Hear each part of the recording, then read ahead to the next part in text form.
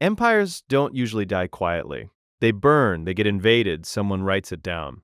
But some of the biggest societies in human history just stop. No siege, no written explanation, just empty cities and archaeologists centuries later trying to figure out what happened. 5 of them are about to explain themselves. Indus Valley's Civilization. It's around 2500 BCE, and along the banks of the Indus River in what's now Pakistan and northwest India, a civilization is running that puts most of its contemporaries to shame. Cities like Mohenjo-daro and Harappa have grid-patterned streets, standardized brick sizes down to the millimeter, and covered drainage systems running under nearly every house. Private toilets flushing into brick sewers 1,000 years before Rome even thinks about plumbing. At its peak, the Indus Valley Civilization spans over 1.25 million square kilometers and supports an estimated 5 million people, larger by territory than Egypt and Mesopotamia combined. There's no king, no palace, no temple complex dominating the skyline. What archaeologists find instead is uniformity. The same fired clay weights used from one end of the civilization to the other, the same seals carved with unicorns and bulls stamped above a script nobody has ever cracked, the same brick ratio of 4 to 2 to 1 used in city after city hundreds of miles apart, with no obvious central authority enforcing it. Someone or something is coordinating this. Nobody knows who, and the script that could tell them has never been translated. Then, starting around 1900 BCE, the cities start emptying out. It isn't fire, it isn't an army. Excavators find no mass graves, no burned palaces, no arrowheads embedded in walls, none of the usual signatures of conquest. What they find is worse in a slower way. The Ghaggar-Hakra river system, which many of the largest inland settlements depend on for irrigation and drinking water, begins drying up. Climate data pulled from ancient lake sediments and cave formations show the monsoon pattern that fed Indus agriculture for 1,000 years weakens dramatically starting around this period. Crops fail 2 seasons in a row, then 3. Wells that have supplied a household for generations run shallow, then dry. The delicate systems of surplus grain and long-distance trade that let 5 million people live packed into cities start breaking down one bad harvest at a time. Families don't vanish, they leave, on foot, carrying what they can. Population data shows waves of migration east toward the Ganges Plain and south into Gujarat, people abandoning the Great Planned cities but carrying pottery styles, weights, and craft traditions with them into smaller farming villages. Mohenjo-daro, once home to as many as 40,000 people, is essentially empty by around 1700 BCE, its drains silting up, its streets going quiet. The script goes with the last of them, unused, undeciphered, and eventually forgotten so completely that for over 3,000 years, nobody outside a few local farmers even remembers a civilization was there. British railway engineers in the 1850s literally dig up Harappan bricks and use them as ballast for train tracks, grinding up a Bronze Age metropolis to lay rail lines over it. The people never disappeared, the cities did. And the reason is a river that simply stopped showing up. Classic Maya collapse. It's 750 CE in the southern lowlands of what is now Guatemala and southern Mexico, and the Maya world is at its absolute peak. Tikal alone holds an estimated 60,000 to 90,000 people. Across the region, dozens of city-states like Copan, Palenque, and Calakmul compete for dominance, throwing up limestone temples over 200 feet tall. Tracking Venus with calendar precision modern astronomers still respect, and supporting a combined lowland population that some estimates put as high as 10 million people packed into a jungle that shouldn't be able to hold them.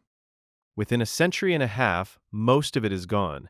The kings don't stop building right away. Inscriptions keep going up, dynasties keep getting recorded on carved stone stelae, victories boasted about, until suddenly they don't. City after city goes silent in a pattern archaeologists can actually chart on a map, starting in the western lowlands around 760 CE and rolling east over the following decades like a switch being flipped. One region at a time, each city's last stela a little later than the one before it. Tree ring and cave sediment data recovered from the Yucatan show what's happening underneath the politics. A series of severe droughts hits the region starting in the late 700s, with the worst stretches lasting years at a time. Right when Maya population density has already pushed the land to its agricultural limit through deforestation and soil exhaustion. You can only slash and burn so much jungle for cornfields before the rain stops cooperating with you. And the same forests that once held moisture and topsoil in place are gone by the time the drought hits hardest. Add war to the drought. Inscriptions from this exact window show a spike in recorded conflict between city-states, warfare over increasingly scarce farmland and water, captured kings paraded and sacrificed, monuments smashed and defaced by rival dynasties. Cities that survive the drought get bled out by their neighbors instead. Calakmul and Tikal, once the two superpowers of the Maya world locked in a rivalry that lasts centuries, both crumble within a generation of each other, too weakened by famine to keep fielding armies. By 900 CE, the great cities of the southern lowlands are essentially empty, their plazas overtaken by jungle within a generation. The last carved long count date in the entire region is recorded at the minor site of Tonana in 909 CE, a single stone marking the end of a tradition that had run unbroken for over 1,000 years. After that, silence. No one is left carving stone. But the Maya themselves never vanished. Millions of their descendants are alive today across Guatemala, Belize, and southern Mexico, still speaking Mayan languages, still living on the same land. It's the cities that died. The people just stopped building monuments to kings who couldn't stop the sky from turning dry. Minoan Civilization. It's around 1600 BCE on the island of Crete, and the palace at Knossos is the closest thing the Bronze Age Mediterranean has to a superpower's capital. Multi-story buildings wrap around a central courtyard, frescoes of leaping bulls and blue dolphins cover the plaster walls, and a network of paved roads connects it to smaller palace centers scattered across the island. The Minoans, named centuries later after the legendary King Minos, run a trading empire stretching to Egypt, the Levant, and mainland Greece, moving pottery, olive oil, and bronze across the Aegean in ships nobody else in the region can match for speed or number. Then, around 1600 BCE, the island of Thera, roughly 70 miles north of Crete, detonates. The eruption is one of the largest volcanic events of the last 10,000 years, ejecting somewhere around 60 cubic kilometers of rock and ash and burying the Minoan settlement on Thera itself, modern-day Santorini, under meters of pumice. Tsunamis generated by the collapsing caldera tear into Crete's northern coastline, the side facing Thera directly, smashing harbor towns and wrecking much of the Minoan fleet docked in them.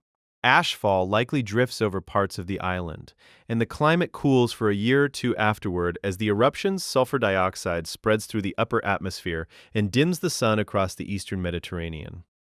Here's the part that surprises people.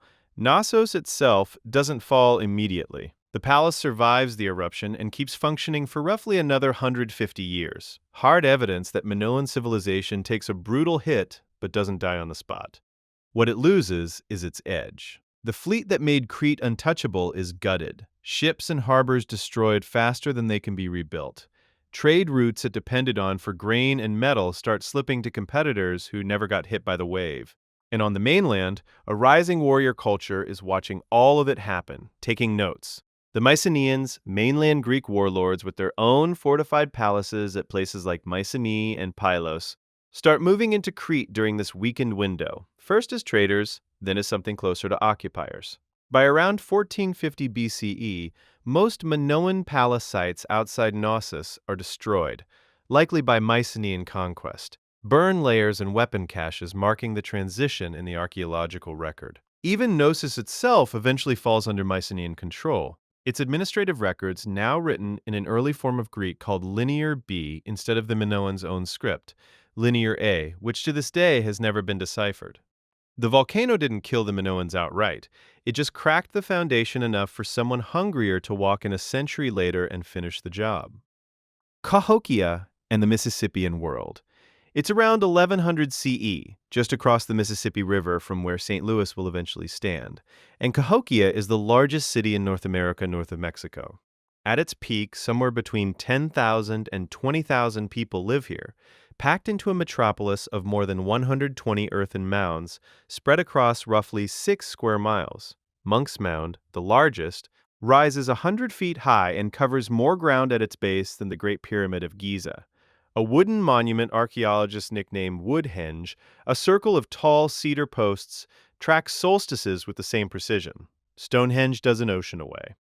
Cahokia isn't isolated. It sits at the center of a trade network pulling in copper from the Great Lakes, seashells from the Gulf Coast, and mica sheets from the Appalachians, all of it flowing into workshops and burial goods for the city's elite. This is a city with open plazas for ceremony and games, dense neighborhoods for craftsmen, and a ruling class buried with such wealth that one grave, known as the Beaded Burial, contains a man laid on a bed of nearly 20,000 shell beads shaped like a falcon, alongside sacrificed retainers buried around him.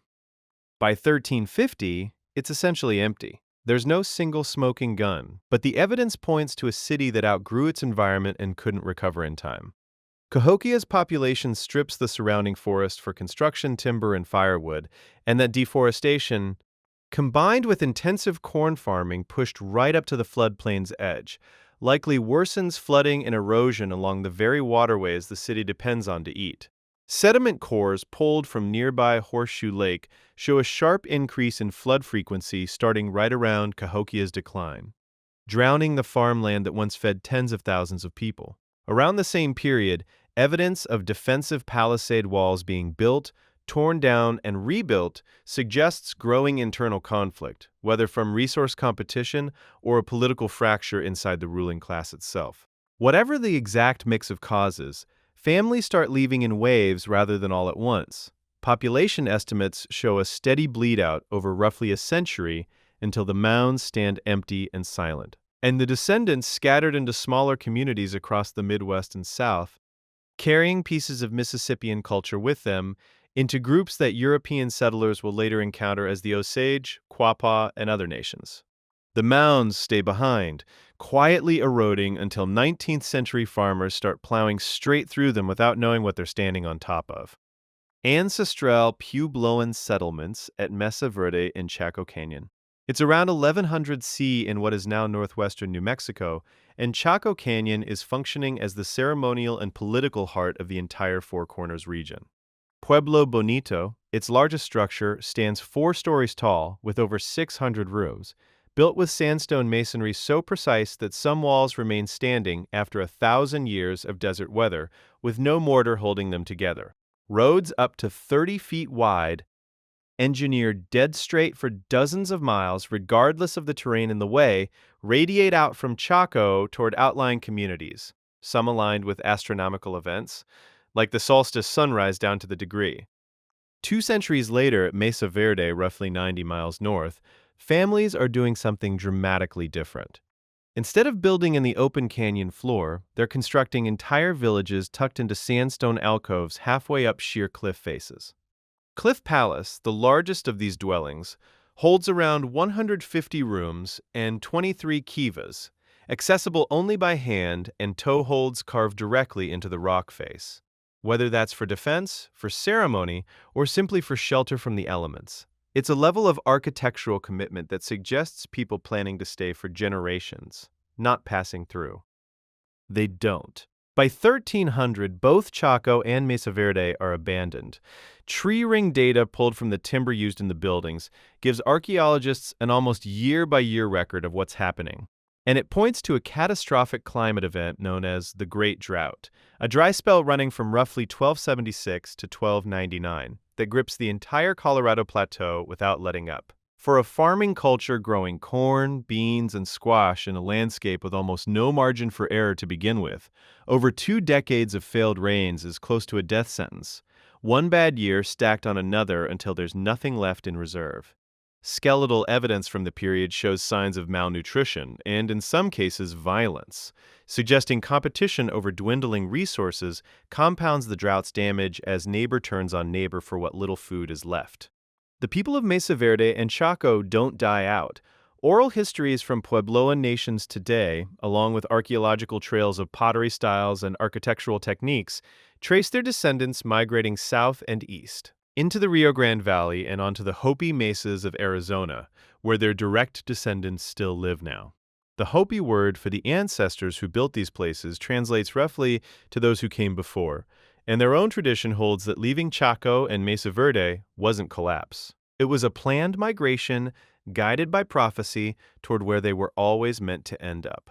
The cliffs are still standing, nobody's home, but somewhere south of them, in pueblos still occupied today, the descendants never stopped telling the story of why they left.